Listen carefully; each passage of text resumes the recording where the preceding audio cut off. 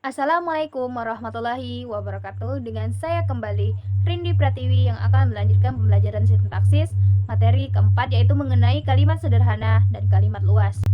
Kalimat sederhana adalah kalimat yang terdiri dari satu klausa, yaitu hanya memiliki satu hubungan subjek, predikat, dan menyatakan satu peristiwa. Contohnya, yang pertama, kisah ini sungguh-sungguh terjadi. Kedua, pengusaha itu berusia 61 tahun. Sedangkan kalimat luas adalah kalimat yang terdiri dari dua klausa atau lebih, sehingga memuat lebih dari satu hubungan subjek predikat. Klausa tersebut biasanya dihubungkan oleh kata sambung seperti lalu, bahwa, akan, namun, dan sebagainya. Contoh yang pertama, ia mengakui bahwa ia jatuh cinta padaku. Kedua, rumah itu bagus, akan tetapi perkaranya tidak terpelihara. Hubungan makna antara klausa yang satu dengan klausa lainnya. Dalam kalimat luas, yang pertama adalah hubungan makna penjumlahan. Makna penjumlahan adalah hubungan dalam kalimat ketika satu hal ditambahkan dengan hal lainnya. Jadi ada dua atau lebih kegiatan, sifat, atau informasi yang digabungkan menjadi satu. Kata penghubung lain yang digunakan untuk menyatakan hubungan makna penjumlahan ialah dan, lagi, dan lagi pula, serta, selain, di samping, tambahan pula, dan tambahan lagi. Contoh pertama, Anggi mencuci piring dan membersihkan kamar. Kedua, udara di desa itu sejuk, lagi pemandangannya sangat indah. Dua, hubungan makna perurutan.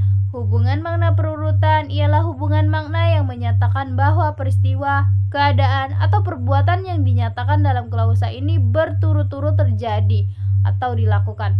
Secara jelas, hubungan makna ini ditandai dengan kata penghubung lalu, kemudian, lantas.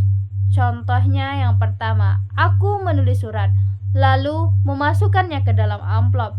Dua, kami beristirahat sejenak, kemudian melanjutkan perjalanan ke puncak. Tiga, aku melihat hujan mulai turun, lantas berlari mencari tempat berteduh. Ketiga, hubungan makna pemilihan. Hubungan makna pemilihan ialah hubungan makna yang menyatakan bahwa hanya salah satu dari yang tersebut pada klausa-klausa itulah yang merupakan kenyataannya. Contoh pertama, baik hujan maupun panas, aku akan tetap berangkat kuliah. Dua, aku tidak akan memihak pada siapapun maupun pada sahabatku sendiri. Tiga, pemuda itu kaya atau miskin, aku tidak mempunyai perhatian kepadanya. Empat, hubungan makna perlawanan. Hubungan makna perlawanan ialah hubungan makna yang menyatakan bahwa apa yang dinyatakan dalam klausa yang satu berlawanan atau berbeda dengan apa yang dinyatakan dalam klausa lainnya. Secara jelas, hubungan makna ini dinyatakan dengan kata-kata penghubung tetapi, akan tetapi, namun, hanya, melainkan, sedang, sedangkan, padahal, dan sebaliknya. Hubungan makna perlawanan ini dibedakan menjadi empat bagian, yaitu yang pertama, kalimat perlawanan opositif. Perlawanan opositif adalah hubungan makna perlawanan yang menunjukkan dua hal yang berlawanan secara mutlak dan bertentangan penuh. Kedua klausa yang menyatakan dua keadaan yang saling berseberangan seperti kaya miskin, besar kecil, hitam putih, dan sebagainya. Contoh pertama, Pijar tinggi, akan tetapi kakaknya pendek. 2. Della rajin belajar, tetapi adiknya pemalas. 3. Aku hemat, sebaliknya adikku boros. 2. Kalimat perlawanan konstratif. Perlawanan konstratif adalah hubungan makna antara dua unsur yang tidak saling berlawanan secara mutlak, tetapi hanya menunjukkan perbedaan jenis atau keadaan. Contoh seperti perbedaan antara Semarang dan Jakarta, baju merah dan baju putih, buah mangga dan buah durian, buku aljabar dan buku sejarah, atau lagu keroncong dan lagu pop. Contoh pertama, ia membeli baju merah, tetapi adiknya membeli baju biru.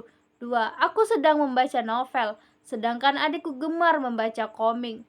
3. Aku kuliah di universitas swasta, sedangkan adikku kuliah di universitas negeri. 3. Kalimat perlawanan limitatif. Perlawanan limitatif adalah hubungan makna antara dua klausa di mana klausa kedua membatasi, mengurangi, atau melemahkan pernyataan pada klausa pertama. Sifat atau keadaan pada klausa kedua selalu bersifat negatif, terhadap isi klausa pertama, sehingga tidak dapat diganti dengan kata yang bernilai positif. Contoh yang pertama, Rina rajin, tetapi kurang teliti. Kedua, ia cerdas, hanya kurang disiplin. 3. Meskipun bekerja keras, ia sering terlambat menyelesaikan tugas. 4. Biarpun berbakat, ia jarang mau berlatih. 4. Kalimat perlawanan implikatif. Kalimat perlawanan ketika klausa kedua tidak berlawanan langsung dengan klausa pertama, tetapi berlawanan dengan implikasi atau pengertian yang tersirat dari klausa pertama. Artinya, klausa pertama memberi harapan atau dugaan tertentu, tetapi klausa kedua justru menyangkal dugaan itu. Contoh yang pertama, ia ingin mendaftar kuliah, tetapi tidak memiliki biaya. 2. Rina ingin memasak, tetapi tidak mempunyai bahan. 3. Walaupun Rani ingin pergi lebih cepat, jalanan masih macet total. 4.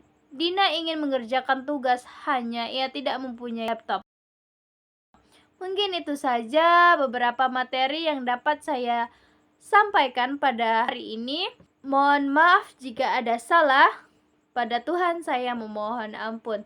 Wassalamualaikum warahmatullahi wabarakatuh. Semoga bermanfaat ya teman-teman. Audio Jungle.